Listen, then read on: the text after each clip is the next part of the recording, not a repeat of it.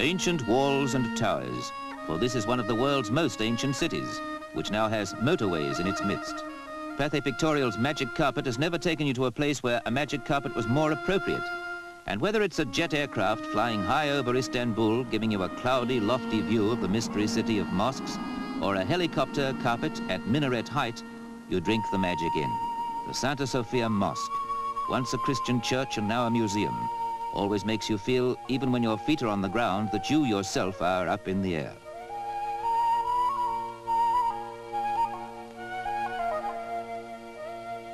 The Golden Horn and the Galata Bridge, where at ferryboat level, they say, you'll meet everyone in the world who deserves to be called a human being, which seems unfair because here it's a man's world. Women are mostly veiled or hidden away. This is the gateway to Asia. This is Europe's last tentative outpost. It shows its ambivalence mainly by male predominance. But Istanbul largely consists of exciting waterways.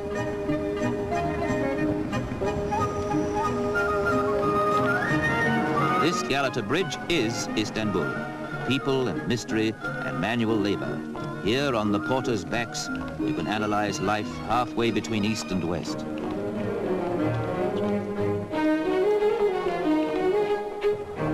You'll learn the secret of this strange place as readily from the pelican as you will from its mysterious but most hospitable inhabitants. Halfway house life, Europe and Asia. And a really lovely thing, sweet, fresh fish.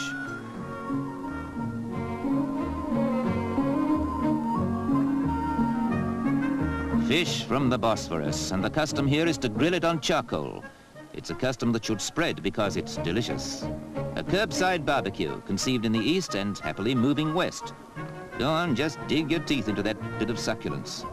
Or to savor the subtle flavors of the Orient, buy a bread ring and see how different and delightful it tastes. If you're anybody here, you have your shoes shined. They're dusty in 10 minutes' time, but you do it because you're floating on air most of the time in a city that's a million different places, itself split between two continents with only ferry boats threading it across that narrow, exciting waterway that divides us from Asia and dramatically links Russia and the Black Sea with the Mediterranean and the world at large. This waterway, among other things, is a city street with local transport.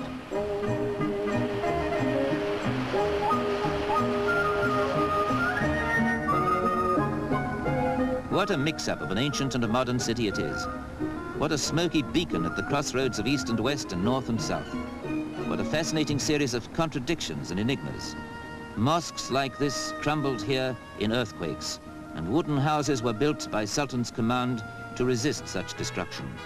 From on high you can see the hybrid results because some huddled streets survived, while fire in turn cleared acres of wooden buildings for these bold new concepts. Istanbul is a patchwork quilt on the shores of a waterway even more fascinating than it is itself.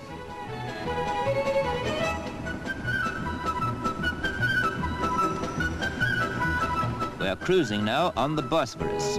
The Dolmabahce Palace, the summer residence of generations of proud sultans, but more particularly the last view you'll get of the continent that cradled civilization, because half a mile across the water, it is Europe no more. See the walls they built round the last bastion, Byzantium, later to be Constantinople, the Roman Empire's capital, now Istanbul, a city that is more eternal than Rome itself, which though changing, keeps its origins and its essence intact as it grows.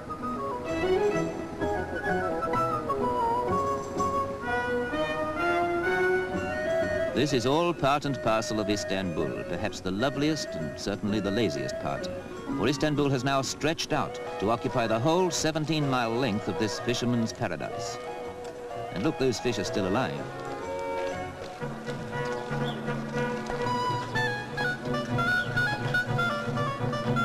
Here you buy blue fish or the famous Bosphorus swordfish slices, and a boy brings round coffee for you as you talk with a stallholder or haggle over the price, the same as in the bazaars. Good, strong Turkish coffee, as sweet as those fresh-caught fish are themselves. You'll also find round here that any old tin will serve as a barbecue.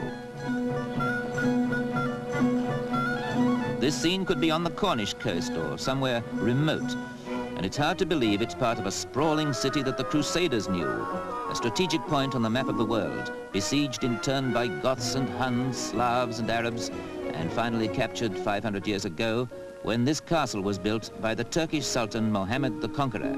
This was the stronghold from which he first attacked and then defended the city that he made the capital of the Ottoman Empire.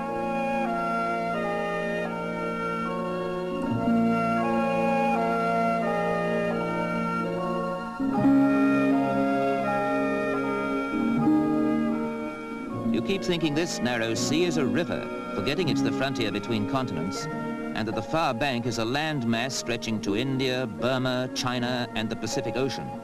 There's another castle on the Asiatic side, more elegant houses and the sleepy feeling you still get in the south of France.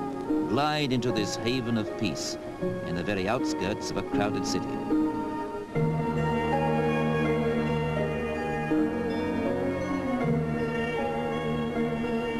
At intervals, you will hear the call of prayer to remind you that you're in a land of mosques and minarets. And at intervals, you'll hear the siren of a ship bound for the Black Sea, which is barely 5 miles away. For the rest, you might easily be on the Riviera, with its gay hotels and cafes in the sun. Istanbul and the Bosphorus have all this.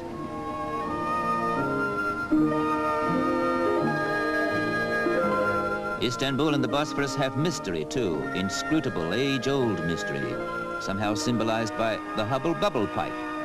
You order one at any restaurant, a glowing charcoal chip perched over the tobacco to keep it alight. You smoke and dream and contemplate, and the smoke is as wispy blue as the Blue Mosque, which with its 6 minarets is of all things the essence of this exciting place. There's no need to say any more about Istanbul. Imagination can do the rest.